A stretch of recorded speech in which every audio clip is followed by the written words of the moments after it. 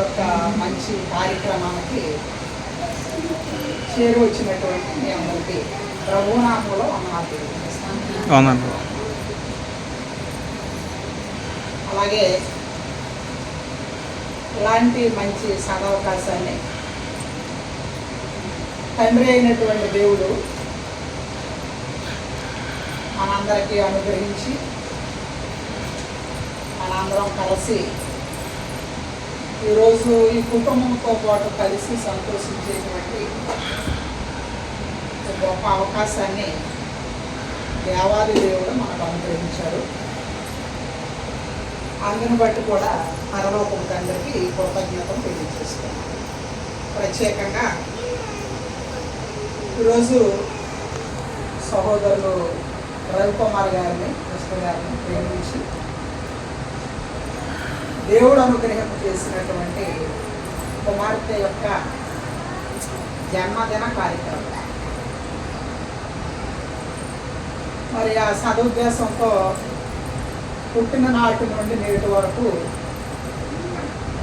దేవుడు ఆ బిడ్డకు ఆయుష్ ఇచ్చి ఆరోగ్యం ఇచ్చి సుఖంగా క్షేమంగా ఉండగలిగేటట్లుగా దేవుడు వారిని దీవించారు.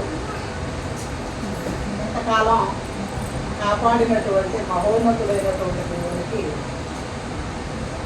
ఈ సందర్భాన్ని పురస్కరించుకుని కృతజ్ఞతలు తెలియజేయడానికి మనల్ని ప్రేమతో ఆహ్వానించారు.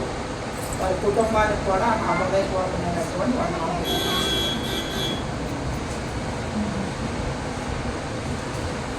చక్కటి కార్యక్రమంలో కొద్ది నిమిషాలు మనం దేవుని యొక్క వాక్యాన్ని విందాము. త్వరగా ముగించుకునేటువంటి ప్రయత్నం చేద్దాం.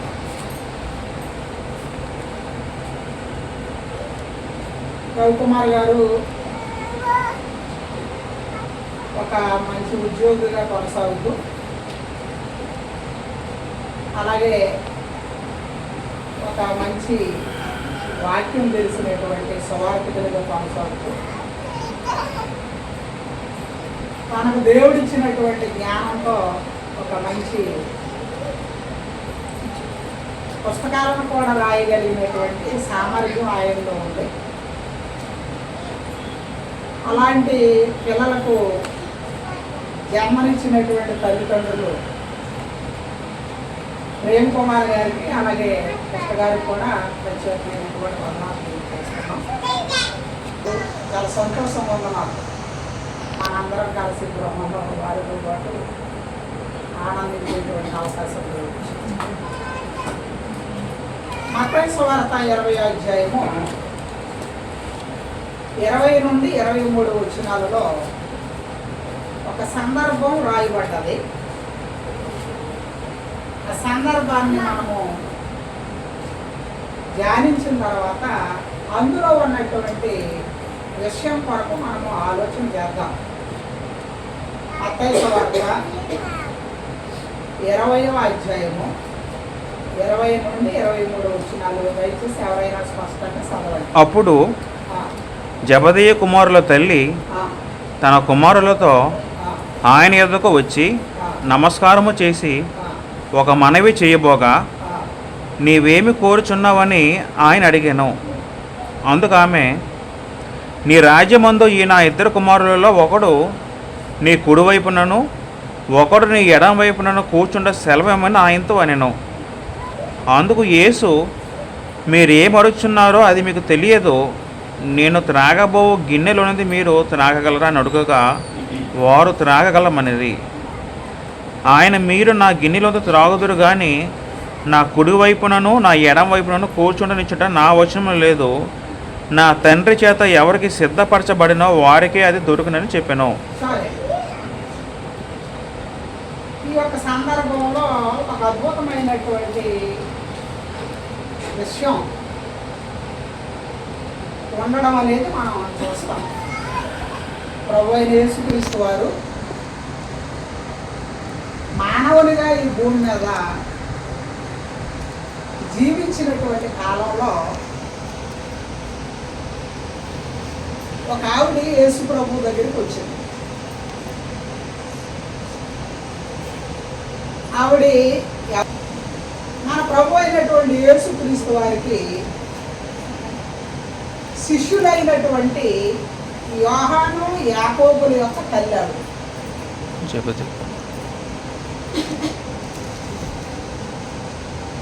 ఆ యోహానుల యొక్క తండ్రి గారు ఒక ఆయన ఉన్నారు. ఆయన పేరు ఏం పేరు అని అంటే జబదయి. ఒకరోజు ఆవిడ యేసు ప్రభు దగ్గరకు వచ్చి యేసు ప్రభుతో ఒక చిన్న విన్నపం చేస్తున్నారు. ఏంటా విన్నపం అని అంటే, ప్రభువా, ఈ భూమి మీద నీ ద్వారా ఒక రాజ్యం స్థాపించబడుతుంది. ఇదిగో ఈయన ఇద్దరు కుమారులు కూడా నీ కుడి వైపున ఒకడు, ఎడం వైపున ఒకడు ఉండేటట్లుగా సెలవిమ్మని ఎవరిని అడిగింది? యేసుక్రీస్తుని అడిగింది. అప్పుడు ఆయన ఏమన్నారంటే, మీరిరువురు కూడా నా కుడి వైపున ఒకరు, ఎడమ వైపున ఒకరు కూర్చుండని ఇవ్వడం అనేది అది నా వశములో లేదు. మరి ఎవరి వశములో ఉంది? తండ్రి వశము. తండ్రి అయినటువంటి దేవుడు ఎవరి కొరకైతే అది సిద్ధపరిచాడో అది వారికి దక్కుతుందే తప్ప నా రాజ్యంలో ఇరువురిని కూడా ఎడమవైపున కుడివైపున కూర్చుండనివ్వగలిగినటువంటి ఆ యొక్క సామర్థ్యం కానీ అటువంటి అధికారం కానీ నాకు ఏమాత్రం కూడా లేదని యేసుక్రీస్తు ప్రభు వారు ఆ యొక్క స్త్రీతో చెప్పినట్లుగా మనం చూస్తున్నాం. ఆ సందర్భంలో ఈరోజు నేను ఏం చెప్తున్నాను అని అంటే, ఒక మంచి క్రైస్తవ తల్లి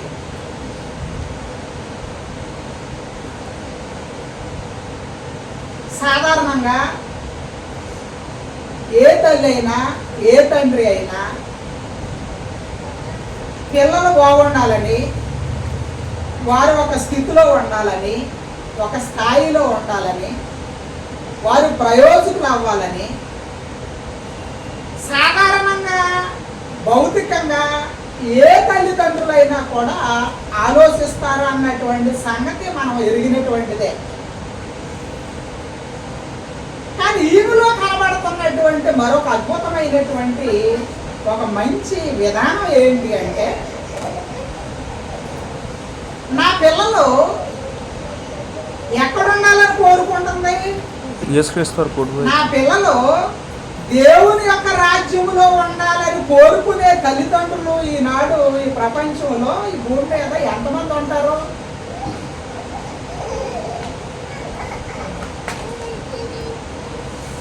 సాధారణంగా పిల్లల్ని పిలిచి, మనకున్నటువంటి పిల్లల్ని పిలిచి, లేకపోతే రవికుమార్ గారికి ఉన్నటువంటి పిల్లల్ని పిలిచి, అమ్మా నాన్న మంచోరా అమ్మ మంచోరా అని అంటే ఏంటి సమాధానం చెప్తారండి వాళ్ళు? కొంతమంది పిల్లలు అమ్మే మంచిది అంకులు అని చెప్పేవాళ్ళు ఉన్నారు. నాన్న ఎందుకు మంచివాడు కాదు అని అంటే, నాన్న కోపపడతారని, దెబ్బలాడతారని, లేకపోతే అడిగినప్పుడు స్నాక్స్ ఎవరని, బయటికి వెళితే ఏమీ తీసుకొని రారని ఇలాగ సమాధానాలు చెప్పేవాళ్ళు ఉన్నారు. కొంతమంది ఏమో అమ్మ మంచిది కాదు నాన్నే మంచిది అని చెప్పేటువంటి వారు కూడా లేకపోలేదు. తెలివైన పిల్లలు ఏం చెప్తారో తెలుసా? ఇద్దరు మంచి వాళ్ళు అందులో అని చెప్తారు. నిజానికి మంచి తల్లి మంచి తండ్రి అంటే ఎవరు? బైబిల్ గ్రంథంలో కూడా మంచి తల్లులు అనబడినటువంటి వారు చాలా మంది ఉండడం అనేది మనం చూస్తాం.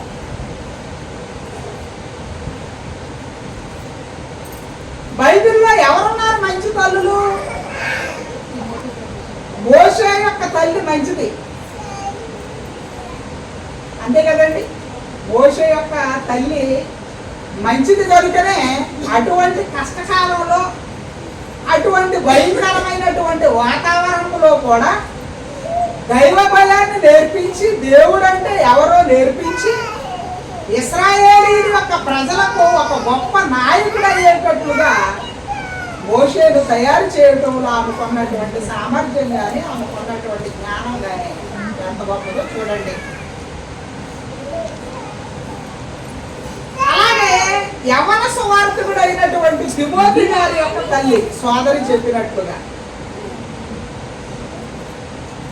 ఆ పసి వయసులో, ఆ చిన్నతనంలో దైవ జ్ఞానాన్ని నేర్పించి, దేవుని గురించినటువంటి సత్యాన్ని నేర్పించి, ఆమె వారిని ఆ తిమోతిని తయారు చేసినందుకే ఒక అద్భుతమైనటువంటి సువార్తికుడిగా తయారవడం అనేది మనం చూస్తాం. అలాగని చెడ్డ తల్లులు కూడా ఉన్నారు అంటే, చెడ్డ తల్లులు కూడా ఉన్నారండి బైబిల్లో. 2వ దినవృత్తాంతాల గ్రంథము 22వ అధ్యాయం 3వ వచనంలో ఒక విషయాన్ని మనం చూస్తాం చూడండి. 2వ దినవృత్తాంతాల గ్రంథం 22వ అధ్యాయము 3వ వచనాన్ని చదవగలిగినట్లయితే అక్కడ ఏం చెప్పాలో చూద్దాం చూడండి. దుర్మార్గంగా ప్రవర్తించుటకు అతని తల్లి అతనికి నేర్పుచు వచ్చును కనుక అతడును ఆహాబు సంతతి వారి మార్గములతో నడిచెను. నడిచారు అని చెప్తున్నా. అహజ్యా అనబడినటువంటి ఒక రాజు ఉన్నాడు. ఆ రాజు యొక్క తల్లి ఎవరు అని అంటే అతలియా అనబడినటువంటి ఒక రాణి. అక్కడ స్పష్టంగా ఏం రాశాడు అని అంటే, దుర్మార్గముగా ప్రవర్తించుటకు అతని తల్లి అతనికి నేర్పుచు వచ్చెను. మోషే తల్లి ఏం నేర్పింది మోషేకు? తిమోతి తల్లి యూనికి అనబడినటువంటి తిమోతి గారి యొక్క తల్లి తిమోతికి ఏమి నేర్పించింది? కానీ అతలియా అనబడినటువంటి ఈ రాణి అహజ్యాకు ఏమి నేర్పించింది అని అంటే, దుర్మార్గముగా ప్రవర్తించుటకు నేర్పుచు వచ్చెను గనుక ఆహాబు యొక్క సంతతి వారిని అనుసరించారు అని చెప్పాడు అన్నమాట. ఆహాబు అనబడినటువంటి రాజు మంచోడు కాదు. అంటే నేను ఎందుకు చెప్తున్నాను అని అంటే, ఇల్లు కట్టడంలోనూ, పిల్లలను పెంచడంలోనూ తల్లి తండ్రుల యొక్క ప్రాముఖ్యత చాలా ఉంది బైబిల్లో. చాలా ప్రాముఖ్యత ఉంది. ప్రత్యేకంగా ఎక్కువ బాధ్యత ఎవరికి ఉంది? తల్లికి ఉంది. సాధారణంగా ఇలాంటి కార్యక్రమాలు ఏర్పాటు చేసినప్పుడు మనం ఏమనుకుంటాము అని అంటే, వాక్యము అని అంటే ఎవరు కార్యక్రమాన్ని ఏర్పాటు చేసుకున్నారో ఆ కుటుంబీకులకు అనుకుంటాం మనం. మనకున్నటువంటి అదొక చెడ్డ తత్వం. కానీ ఇలాంటి కార్యక్రమాలను నిర్వహించినప్పుడు మన వాక్యాన్ని వింటూ ఉంటే అది అందరికీ అవసరార్థమైనటువంటిది, అది అందరికీ ఉపయోగకరమైనటువంటిది. దాని ద్వారా ఏదో ఒక అమూల్యమైనటువంటి సంగతిని నేర్చుకుని ఆత్మీయ జీవితంలో పయనించాలనబడినటువంటి ఆలోచన దేవుని పిల్లలుగా మనకు చాలా అవసరం. అయితే ఇక్కడ రాయబడినటువంటి విషయం ఏంటి అని అంటే, జబదయ కుమారుల యొక్క తల్లి ఏమడుగుతుంది యేసు ప్రభు దగ్గరికి వచ్చి? మీ రాజ్యములో నా పిల్లలు ఉండగలిగేటట్లుగా చూడమని చెప్తుంది అనమాట.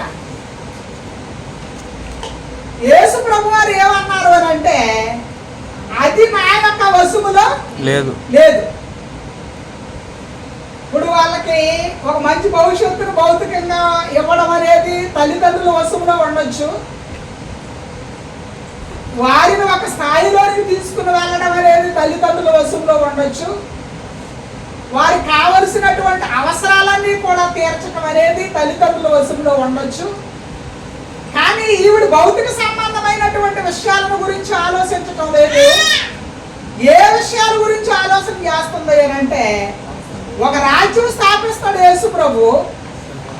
తండ్రి అయినటువంటి దేవుడు ప్రభు అయినటువంటి యేసుక్రీస్తు వారి ద్వారా ఒక రాజ్యాన్ని స్థాపించబోతున్నాడు భూమి మీద. నా పిల్లలు ఆ రాజ్యములో వారసులుగా ఉండాలి, ఆ రాజ్యములో పౌరులుగా ఉండాలి, ఆ రాజ్యంలో ఉండేటట్లుగా నువ్వు సహాయం చేయమని ఎవరిని అడుగుతుంది అని అంటే, ప్రభు అయినటువంటి యేసుక్రీస్తు వారిని ఆ తల్లి అడగడంలో అది ఎంత అద్భుతమైనటువంటి విషయం. ఎవరుంటారండి ఇలాంటి తల్లిదండ్రులు? ఎవరు ఆలోచిస్తారండి ఇలాగ ఆలోచించగలిగినటువంటి తల్లిదండ్రులు భూమి మీద ఎంతమంది ఉంటారు? ఇది చాలా ప్రాముఖ్యమైనటువంటి. కాబట్టి యేసు ప్రభు వారు ఏం చెప్పారంటే, అది నా వశములో లేదు.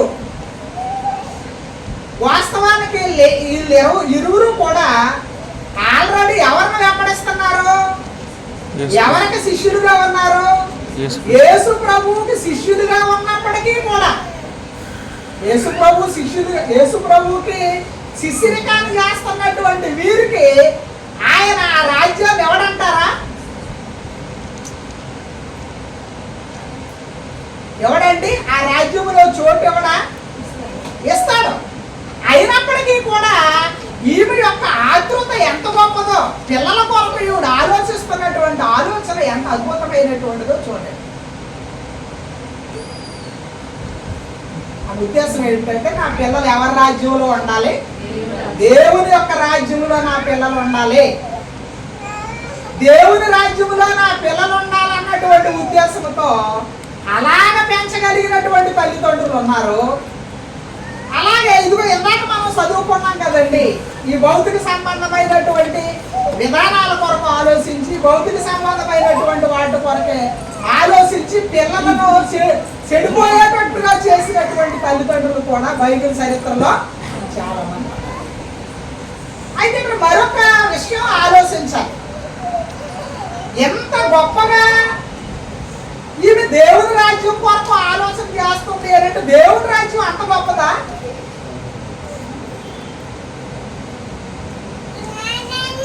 అంటే దేవుని రాజ్యంలో చోటు దక్కడానికి రిక్వెస్ట్లు కానీ రికమెండేషన్లు కానీ పనిచేయవండి.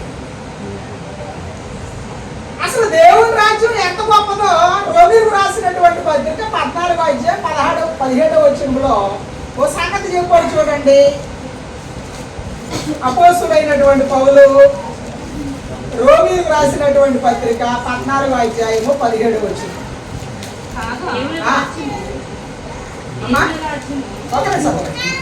దేవుని రాజ్యం భోజనమును పానమును కాదు గాని నీతియు సమాధానమును పరిశుద్ధాత్మ యందలి ఆనందమునై ఉన్నదని చెప్పాడు. చూసారా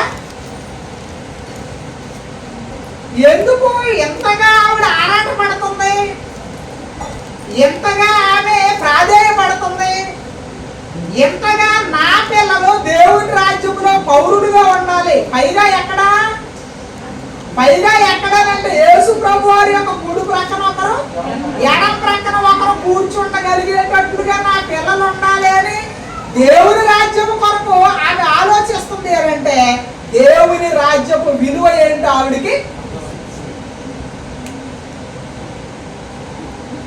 దేవుని రాజ్యం ఎలాంటిది అని పౌలు గారు చెప్తున్నారు అంటే, దేవుని రాజ్యం భోజనమును పానమును కాదు గాని నీతి సమాధానము పరిశుద్ధాత్మ యందలి ఆనందమునై ఉన్నది. దేవుని రాజ్యంలో నీతి ఉంటదట, ఇంకేముంటది? సమాధానం ఉంటది. దేవుని రాజ్యంలో ఆనందం ఉంటది. ఈ భౌతిక సంబంధమైనటువంటి రాజ్యాలలో నీతి ఉందా? ఈ భౌతిక సంబంధమైనటువంటి రాజ్యాలలో సమాధానం అనేది కనబడుతుందా? ఈ భౌతిక సంబంధమైనటువంటి రాజ్యంలో సంతోషం అనేబడినటువంటి కనబడుతుందా? కనబడదు. కానీ దేవుడు స్థాపించదు. అప్పటికి దేవుడు ఏర్పాటు చేయబడినటువంటి రాజ్యం ఎలాంటిది అంటే నీతి ఉంటది దేవుని రాజ్యంలో. రాజ్యంలో, ఆనందం ఉంటుంది దేవుని యొక్క రాజ్యంలో. అలాంటి ఆనందదాయకమైనటువంటి, నీతి కలిగినటువంటి, సమాధానం కలిగినటువంటి అలాంటి గొప్ప రాజ్యంలో నా ఇద్దరు పిల్లలు కూడా ఉండాలి అన్నది ఆ తల్లి యొక్క ఆవేదన, ఆ తల్లి యొక్క ఆరాటం ఎంత గొప్పదో చూడండి. నిజమే, ఈరోజు పిల్లలను పెంచడం అనేది గొప్ప సవాలుగా మారిందండి. అంత కష్టం అండి పిల్లలను పెంచడం. పిల్లలను పెంచడం అనేది అంత కష్టమండి. కష్టం కాదు కానీ యోగ్యులుగా పెంచడం అనేది కష్టం అన్నమాట. దేవుడు అనుకున్నట్లుగా పెంచడం అనేది కష్టం అన్నమాట. ఎందుకు అంటే బైబిల్ చరిత్రలో ఎంతో మంది భక్తులు ఈ విషయంలో ఏమైపోయారు, విఫలమైపోయారు. ఏలీ కుమారులు ఏమైపోయారు, సమూయేలు కుమారులు ఏమైపోయారు కదా. ఇలాగా ఎంతో మంది పిల్లలు బైబిల్ చరిత్రలో విఫలమైపోయారు. దేవునికి అనుకూలంగా పెంచే విషయంలో తల్లిదండ్రులు సాహసించలేకపోయారు. పూర్వమందు రాయబడిన ఈ సంగతులన్నీ కూడా మనకి బోధ కలగడానికి, బుద్ధి కలగడానికి ఈ సంగతులు రాయబడి ఉన్నాయి కనుక ఇలాంటి చరిత్రాత్మకమైనటువంటి సంఘటనలు మనం చదివి విని గ్రహించి నా పిల్లలు దేవుని రాజ్యంలో ఉండేటట్లుగా వారి కొరకు నేను ప్రయాసపడాలన్నటువంటి ఆలోచన ప్రతి క్రైస్తవ కుటుంబానికి ఉండాలన్నటువంటిది మనం ఆలోచించవలసినటువంటి విషయం. అందుకు దేవుడు పదే పదే చెబుతూనే వచ్చాడు.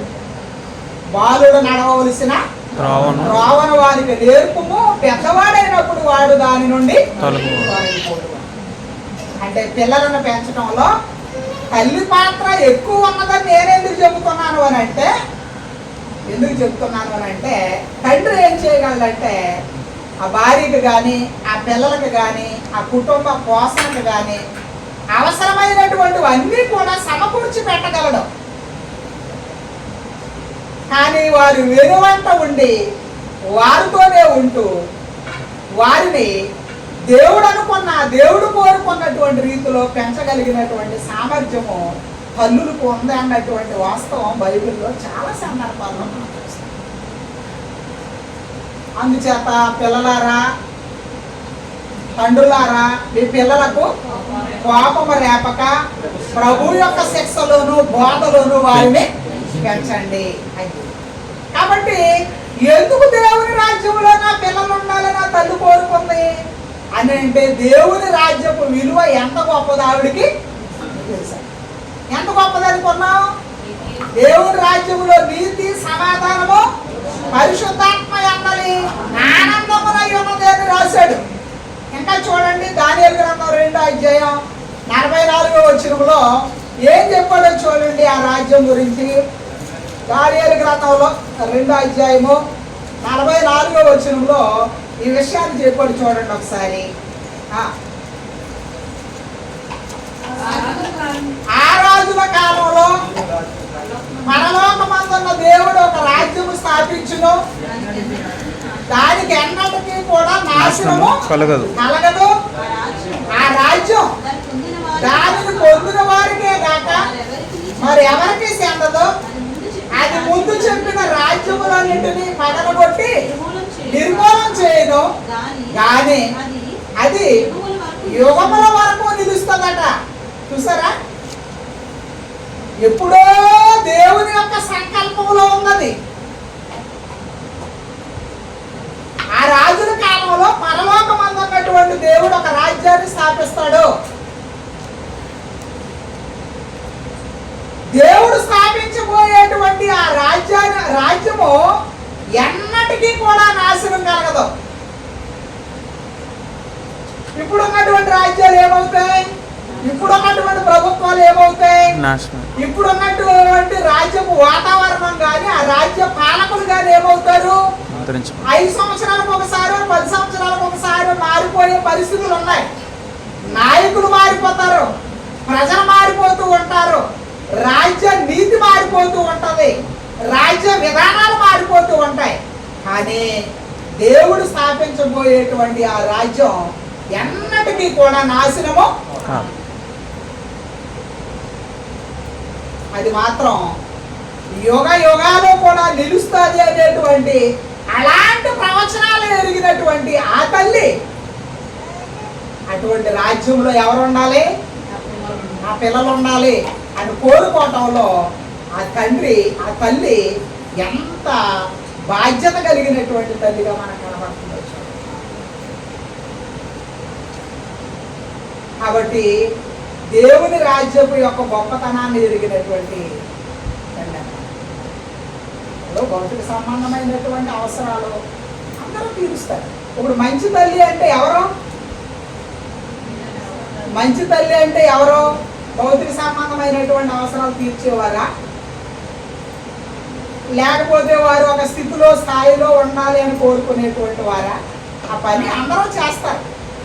కానీ ఈ లోకాన్ని విడిచిన తర్వాత కూడా నా పిల్లలు దేవుని యొక్క రాజ్యంలో ఉండాలని కోరుకునేటువంటి వారే మంచి తల్లి తండ్రులు.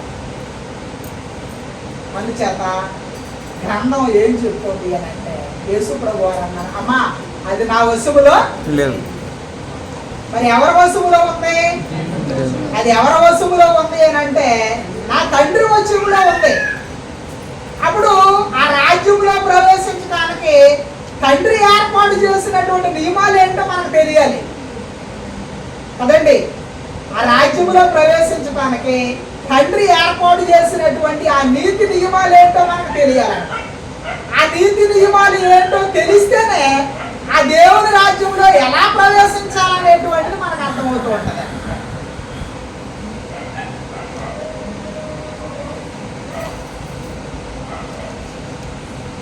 కాబట్టి ఆ తల్లి యొక్క ఆలోచన ఎంత అద్భుతమైనటువంటి. ఆ దేవుని రాజ్యంలో ప్రవేశించడానికి కావలసినటువంటి నియమాలు ఏంటి? మత్తయి సువార్త 25వ అధ్యాయంలో ఒక విషయం చెప్పాడు ఆయన. యేసు ప్రభు వారు తన మహిమ కలిగినటువంటి సింహాసనం మీద ఆసీనుడై ఉన్నప్పుడు గొర్రెలను మేకలను వేరుపరిచినట్లుగా నీతిమంతులను అనీతిమంతులను వేరు చేసి నీతిమంతులైనటువంటి వారితో ఏమంటాడంట? నా తండ్రి చేత ఆశీర్వదించబడిన వారలారా రండి, లోకం పుట్టినది మొదలుకొని నీ కొరకు సిద్ధపరచబడిన, ఎవరి కొరకు సిద్ధపరచబడిన?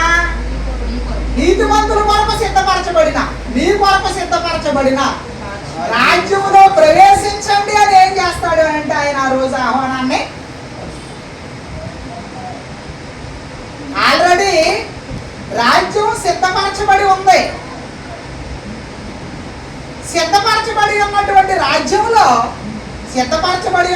రాజ్యంలో ప్రవేశించాలి అని అంటే ఆ రాజ్యములో ప్రవేశించడానికి కావలసినటువంటి నియమాలు తెలియాలి.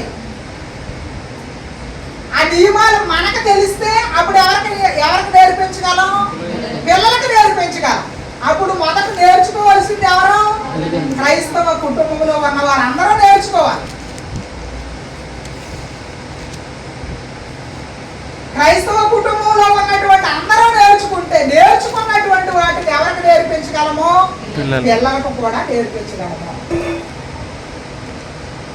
ఈరోజు క్రైస్తవ కుటుంబాలు అలా లేవండి. అంతే కదండి, ఒక కుటుంబం గురించి నేను చెప్పటం లేదు, చాలా క్రైస్తవ కుటుంబాలు అలా లేవండి. అలా ఉండాలని ఎవరు కోరుకుంటున్నారు అంటే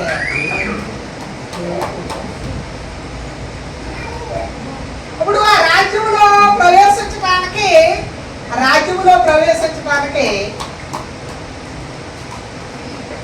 నియమాలు ఉన్నాయి కదండి. ఆ నియమాలు ఏంటి? క్రొత్తగా జన్మించు నియమాలు ఏంటి అని అంటే వాడు చెప్పాడు. ఒక ముసలాయన ఒక రాత్రి యేసు ప్రభు దగ్గరికి వచ్చాడు. ఆయన ఎవరైనా నికోదేము అనబడినటువంటి ఒక మనిషి. ఆ మనుషుడు వచ్చి యేసు ప్రభుతో సంభాషిస్తున్నాడు. అప్పుడు యేసు ప్రభు వారు ఏమన్నారు అంటే, చదవండి 5వ వచనం చదవండి, 3వ అధ్యాయం 5వ వచనం యోహాను సువార్త. యేసు ఇట్లనేను, యేసు ప్రభు వారు ఇలాగ అన్నారు, ఒకడు నీటి మూలముగాను ఒకడు నీటి మూలంగాను ఆత్మ మూలముగాను ఆత్మ మూలంగాను జన్మించితే గాని జన్మించితేనే గాని దేవుని రాజ్యములో దేవుని రాజ్యములో ప్రవేశింపలేడని ప్రవేశింపలేడని నీతో నిశ్చయంగా నీతో నిశ్చయంగా చెబుతున్నాను అన్నాడు. అది నియమం ఏంటి? దేవుని యొక్క రాజ్యంలో ప్రవేశించడానికి నియమం ఏంటి అని అంటే, ఒకడు కొత్తగా జన్మించాలని చెప్పాడు. పునర్జన్మ అన్నాడు.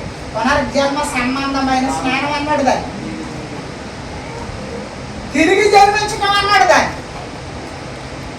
ఒకడు నీటి మూలంగాను ఆత్మ మూలంగాను జన్మించితేనే కానీ ఆ వ్యక్తి ఏం చేయలేదు అన్నాడు, దేవుని యొక్క రాజ్యంలో ప్రవేశించలేదు. అది నియమం. ఇప్పుడు ఎవరు పడితే వాళ్ళు ఆ రాజ్య పౌరులు కాలేరు, అంతే కదమ్మా. ఎవరు పడితే వాళ్ళు ఆ రాజ్య పౌరులు కాలేరు, ఎవరు పడితే వాళ్ళు ఆ రాజ్యంలో ప్రవేశించడానికి హక్కుదారులు కాదు. ఆ రాజ్యంలో ప్రవేశించడానికి, ఆ రాజ్యంలో వారసులుగా ఉండడానికి, ఆ రాజ్యంలో పౌరులుగా ఉండడానికి చేయవలసినటువంటి ఒక వ్యక్తి మొట్టమొదటి పని ఏంటంటే నీటి మూలంగాను ఆత్మ మూలంగాను జన్మించారు. ముసలోడికి అర్థం కాలేదే.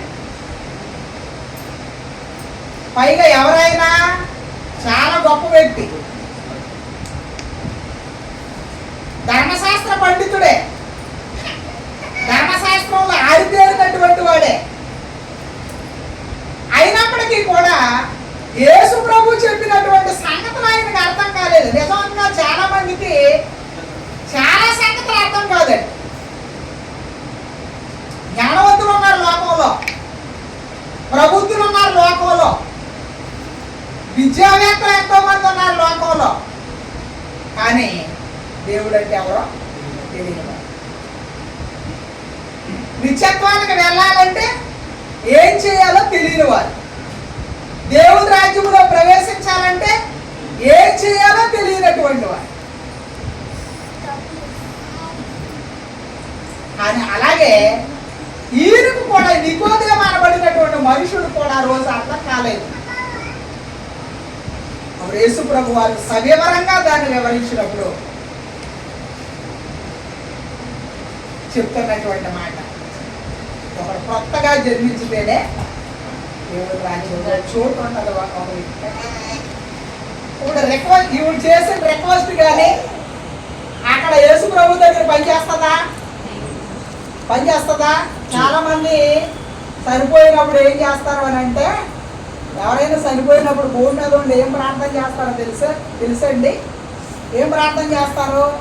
నాయన ఈ వ్యక్తిని దేవుని రాజ్యంలో చేర్చుకోండి, మీ రాజ్యంలో చేర్చుకోండి అని ప్రార్థన చేస్తారు. పైగా అతను ఎలాంటి వాడు అంటే బాప్తిసం పొందడు, సరిగా ఆరాధనకి వెళ్దాం, దైవ సంబంధమైనటువంటి నీతి నియమాలు తెలియదు, దేవుడు కోరుకున్నట్లుగా బ్రతికినటువంటి వాడు కాదు. ఈయన ప్రార్థన ఎలా ఉంది? భూమి మీద నీ రాజ్యంలో చేర్చుకోవాలి. అవుతుందా? ఎలాంటి రిక్వెస్ట్లు పనిచేస్తాయా? ఎలాంటి రికమెండేషన్లు పనిచేస్తాయా? పనిచేయవు. వాళ్ళు ఎవరైనా సరే, ఎలాంటి వాళ్ళైనా సరే, దేవుడు చెప్పినటువంటి నియమాలు ఏంటి అని అంటే, కొత్తగా జన్మించినటువంటి వారే దేవుని రాజ్యంలో ప్రవేశిస్తారు అన్నటువంటిది ఒక నియమం. ఇప్పుడు ఆ నియమము పిల్లలకు తెలియాలి అని అంటే, ఆ నియమం మొదలు తెలియవలసింది ఎవరికి? పెద్దవాళ్ళకి తెలియాలి, తల్లిదండ్రులకు తెలియాలి. తల్లిదండ్రులకు తెలిస్తే అప్పుడు ఎవరికి నేర్పించగలం? పిల్లలకి.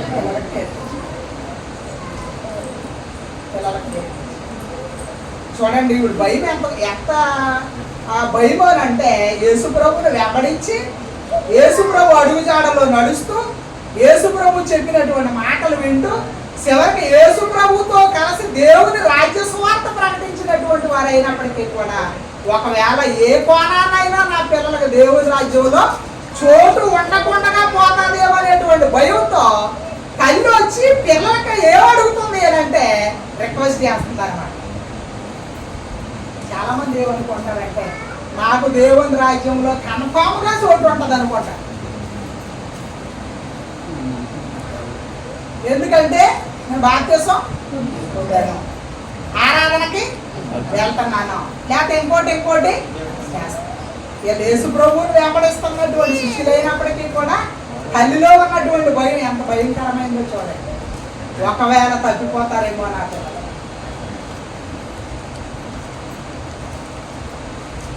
కాబట్టి దేవుని రాజ్యం అంటే అది అంతం కానటువంటిది.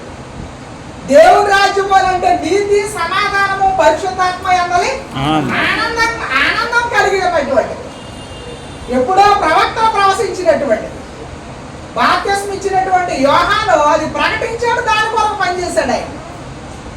యేసు ప్రభువారు దాని గురించి ప్రకటించారు, దాని కొరకు పనిచేశారు ఆయన. అపోస్తలులు ప్రకటించారు, దాని కొరకు పనిచేశారు ఆయన.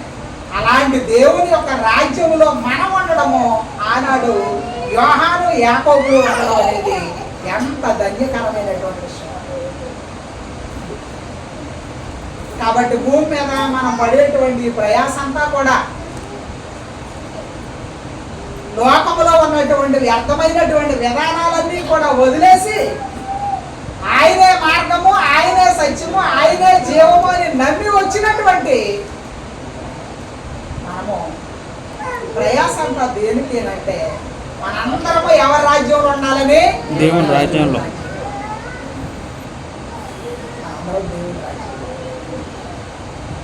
ఎందుకు అని అంటే ఈ లోక రాజ్యాలన్నీ ఏమైపోతాయి? ఈ లోక రాజ్యాలన్నీ అంతమైపోతాయి. ఈ భూమి దాని మీద ఉన్నటువంటి కృత్యములు కాలిపోతాయి. ఒక రోజు రాబోతుంది, అది మహాభయంకరమైనటువంటిది. ఆ రోజు ఈ భూమి మీద ఉన్నటువంటి కృత్యములు, ఆకాశము మిక్కటమైనటువంటి వేంట్రముతో లైవైపోయినప్పటికీ కూడానండి దేవుని యొక్క రాజ్యానికి అంతము. అటువంటి గొప్ప రాజ్యంలో, అలాంటి గొప్ప రాజ్యంలో వాళ్ళు ఉండాలని తల్లి ఏం చేస్తుంది అంటే యేసు ప్రభువుని మంచి తల్లి అంటారా? ఆ తల్లి మంచిదేనమ్మా? మంచిదేనా? ఎంత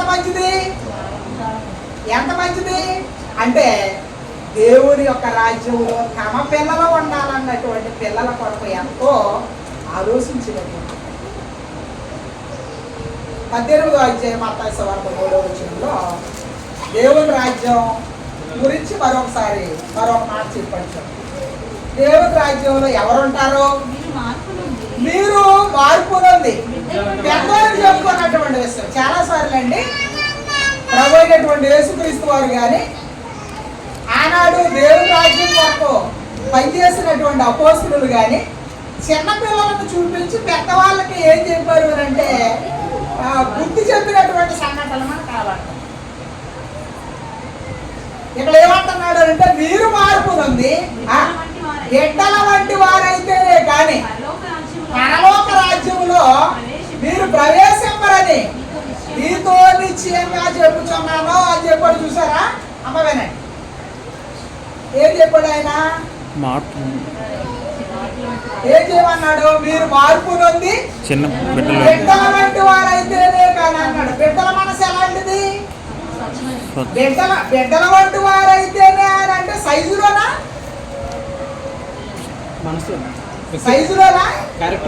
కాదు, స్వభావంలో. బిడ్డల యొక్క వ్యక్తిత్వం కానీ బిడ్డల యొక్క మనసు కానీ ఎలాంటిది?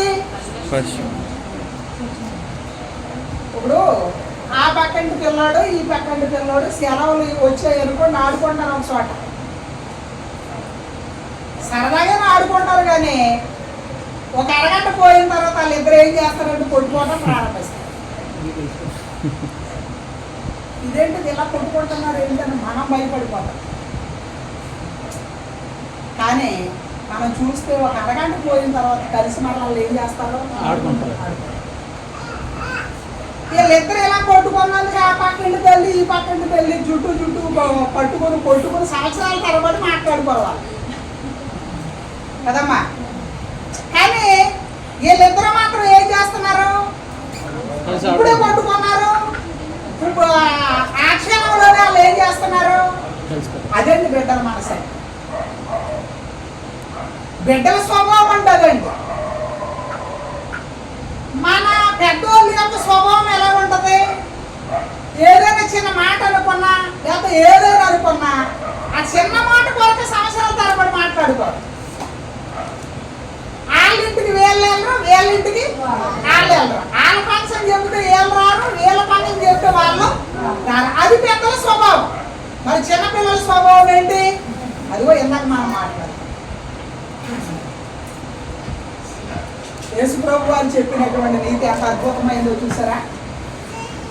మీరు మార్పు నుండి బిడ్డల వంటి వారైతే గాని పరలోక రాజ్యములో ప్రవేశించరని మీతో నిశ్చయంగా చెప్పుచున్నాను అన్నాడు. చూడండి, అంటే పరలోక రాజ్య ప్రవేశానికి అర్హతలు ఏంటన్నమాట. పరలోక రాజ్యములో అనగా దేవుని రాజ్యములో ప్రవేశించడానికి సంబంధించిన అర్హతలు ఏంటంటే, నెంబర్ 1, క్రొత్తగా జన్మించాలి. క్రొత్తగా జన్మించడం అంటే ఆ నికోదేవునికి ఎలాగ అర్థం అవ్వలేదు, ఈ రోజు చాలా మందికి అలాగ అర్థం అవ్వడం లేదు. బాప్టిజం ఎందుకు పొందాలి? ఎందుకు పొందాలో ఎందుకు పొందాలో కూడా చాలా మందికి తెలియదు. అని బైబిల్ ఏం చెప్తుంది అంటే, బైబిల్ చెప్తున్నటువంటి నీతి ఏంటంటే, పాపక్షమాపణ నిమిత్తం బాప్తిసం పొందండి. అది ఎందుకు పాపక్షమాపణ నిమిత్తం బాప్తిసం పొందాలి అంటే, దేవుని రాజ్యంలో ఎలాంటి వారికి చోటు?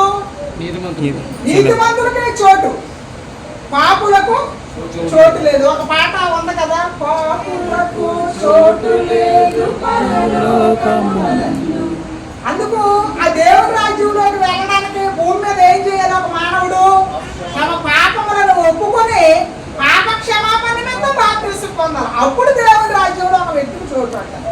కానీ బాప్తిసం పొందారా అని అడిగితే చాలా మంది చెప్పేటువంటి సమాధానం ఏంటో తెలుసండి, మా పిల్లలకి పెళ్ళి అవుతుందని బాప్తిసం తీసుకున్నామంటే చెప్పేవాళ్ళు, మా బాబుకు ఉద్యోగం వస్తుందంటే బాప్తిసం తీసుకున్నానండి అనేవాళ్ళు ఉన్నారు, మా గేత బాగా పాలిస్తుందని బాప్తిసం తీసుకున్నానండి అని చెప్పేవాళ్ళు ఉన్నారు, జబ్బులు భయపడతామని బాప్తిసం తీసుకున్నానండి అని చెప్పేవాళ్ళు ఉన్నారు. అసలు కారణాలు కానే బాప్తిసం పొందడానికి అవి కారణాలు కానే కాదు. మరి ఎందుకు బాప్తిసం తీసుకోవాలంటే, దేవుని రాజ్యంలో ప్రవేశించడానికి, పాప క్షమాపణ పొందడానికి. క్రీస్తు ప్రభు ఎలా చెప్పాడో అలాగే బాప్తిసం తీసుకోవాలి. ఒకటే బాప్తిసం ఉంది బైబిల్లో. బాప్తిసం ఒకటే బాప్తిసం ఉంది. ఎలా పడితే అలాగా, ఎక్కడ పడితే అక్కడ బాప్తిసం తీసుకునేటువంటి వాతావరణం బైబిల్లో. కాబట్టి దేవుని రాజ్యంలో ప్రవేశించాలి అని అంటే బాప్తిసం అవసరం. దేవుని రాజ్యంలో ప్రవేశించాలి అని అంటే చిన్న పిల్లల లాంటి స్వభావము అవసరం. ఇలాగా ఎన్నో విషయాలు గ్రంథంలో రాయబడ్డాయి. ఇప్పుడు ఆ సంగతులన్నీ కూడా మొదట ఎవరికి తెలియాలి? తల్లిదండ్రులకు తెలిస్తే, ఇంట్లో పెద్దవాళ్ళకి తెలిస్తే, అప్పుడు ఆ పెద్దవాళ్ళు ఏం చేస్తారు అని అంటే చిన్నపిల్లలకి నేర్పిస్తే, చిన్నపిల్లలకి నేర్పించిన తర్వాత వాళ్ళకి అర్థమైతే వాళ్ళు ఎక్కడ పెద్దవాళ్ళు అయిన తర్వాత వాళ్ళు ఎక్కడ ప్రవేశించగలగడానికి సిద్ధపడతారంటే దేవుని రాజ్యం.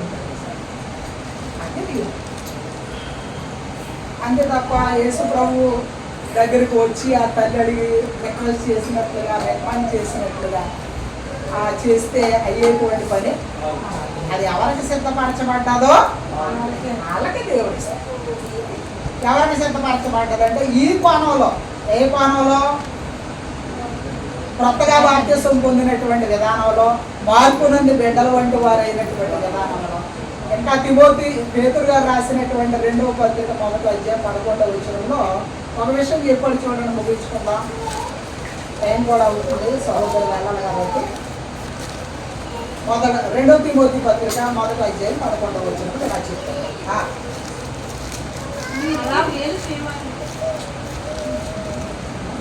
మొదటి అధ్యాయం 11వ వచనం.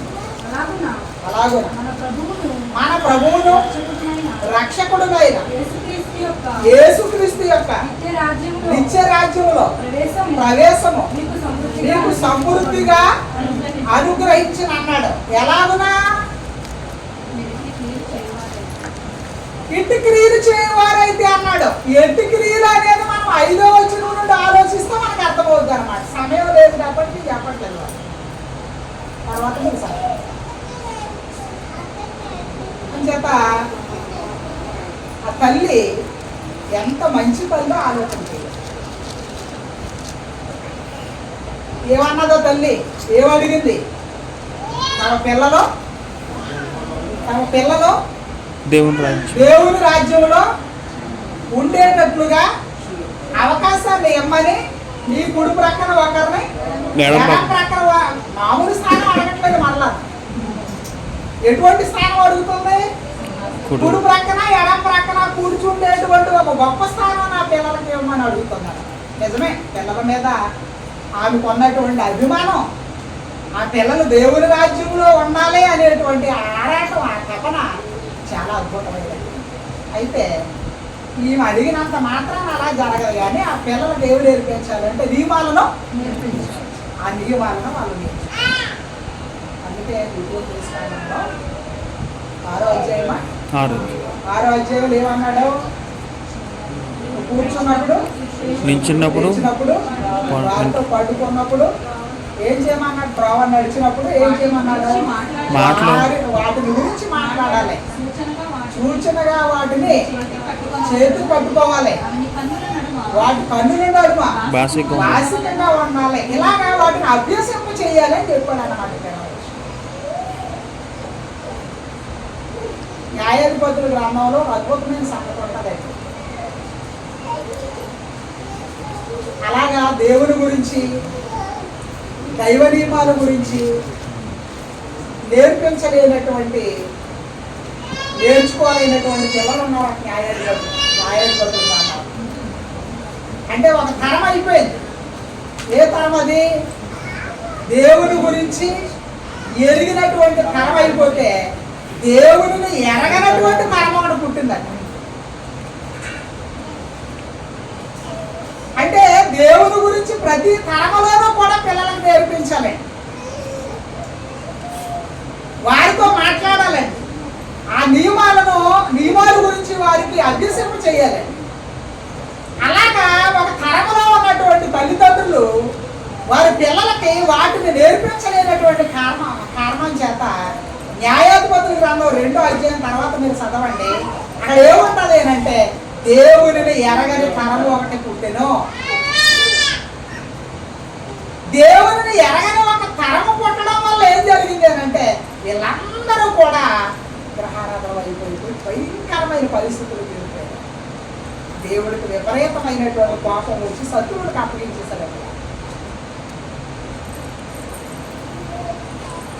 అని చెప్ప ప్రతి తరంలో పిల్లలకి ఏమి నేర్పించాలంటే నియమాలు నేర్పించవలసింది. అయితే విచారణ ఏంటంటే లోకంలో ఉన్నటువంటి కుటుంబంలో లోకంలో ఉన్నటువంటి పిల్లలకి అన్నీ నేర్పిస్తారు. దేని గురించి చెప్పరు? దేవుడి గురించి, దేవుని నియమాల గురించి చెప్పరు.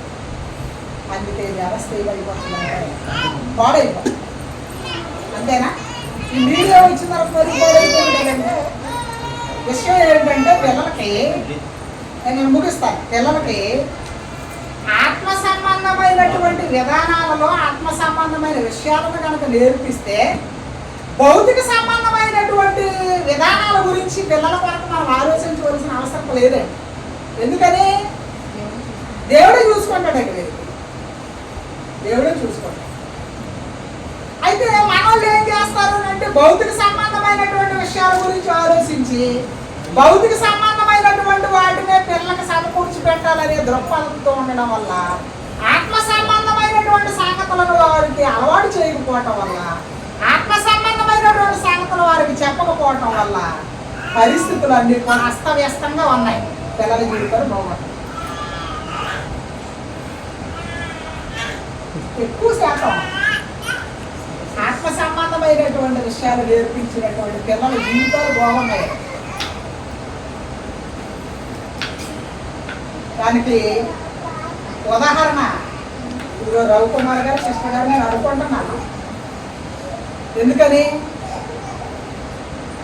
తండ్రి గారు సేవకులై ఉన్నారు. ఆ కుమారుడికి ఆ బాల్యము నుండి దైవ సంబంధమైన విషయాలు నేర్పించడం వల్ల ఆయన ఒక స్వార్థుడు అయ్యాడు. రెండవది అంటే ఏమయ్యాడు అని అంటే ఒక ఉద్యోగి అయ్యాడు. ఈ సోదరి కూడా ఒక క్రైస్తవ కుటుంబంలో పుట్టడం వల్ల ఉండడం వల్ల వాళ్ళ పరిస్థితి కూడా అదే కదా. కాబట్టి పిల్లలకు ఎక్కువ ఆత్మ సంబంధమైనటువంటి విషయాల మీద దృష్టి పెట్టగలిగేటట్లుగా పిల్లలకు ఏం చేయాలి అంటే విధానాలు నేర్పించాలి. అప్పుడు ఆ పిల్లల భౌతిక సంబంధమైన స్థితి బాగుంటుంది, ఆత్మ సంబంధమైనటువంటి స్థితి కూడా బాగుంటుంది. చేత నేర్పించడం అనేది, అభ్యసింప చేయటం అనేది చాలా చాలా. కాబట్టి మంచి తల్లి అంటే ఎవరో, మంచి తండ్రి అంటే ఎవరో, మంచి తల్లి అంటే ఎవరో, మంచి తండ్రి అంటే ఎవరే వాళ్ళకి ఎవరికి ఏదో బ్యాంక్ బ్యాలెన్స్ చేసే వల్ల, వాళ్ళకి మంచి ఉద్యోగాలు వచ్చే వరకు చదివించే వల్ల, వాళ్ళ కొరకు ఆస్తులు సమకూర్చి పెట్టేవారా, వాళ్ళ కొరకు భౌతికంగా ఆలోచించేవారేనంటే ఈ రోజు పరంగా వారి పరిస్థితి బాగుంటే బాగుండవచ్చు. తర్వాత మాత్రం వాళ్ళ పరిస్థితి గంభీర పోచండి. అది దృష్టిలో పెట్టుకొని ప్రతి తల్లి, ప్రతి తండ్రి, నేనైనా మీరైనా ఎవరైనా పిల్లల విషయంలో ఆత్మ సంబంధంగా సరి అయినటువంటి శ్రద్ధ తీసుకొని ఆ పిల్లలను దేవుని కొరకు పెంచేటువంటి వాడిగా. ఇప్పుడు ఆ తల్లికి నియమాలు తెలియదు, యేసు ప్రభు చెప్పారు. ఆ నియమాల గురించి ఆలోచించుంటుందా?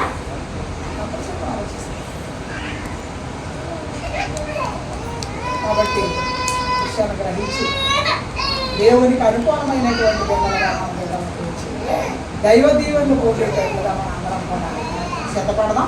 ఎంతవరకు శ్రద్ధతో, ఓపికతో దేవుని యొక్క వాక్యం విన్నటువంటి మీ అందరికీ హృదయపూర్వకమైనటువంటి వందనాలు తెలియజేస్తుంది. చక్కటి కార్యక్రమాన్ని ఏర్పాటు చేసిన సహోదరుడు రవికుమార్ గారి కుటుంబాన్ని కూడా ఈ మాటలను ఎక్కడితో ముగిస్తూ ఉన్నాను. సహోదరు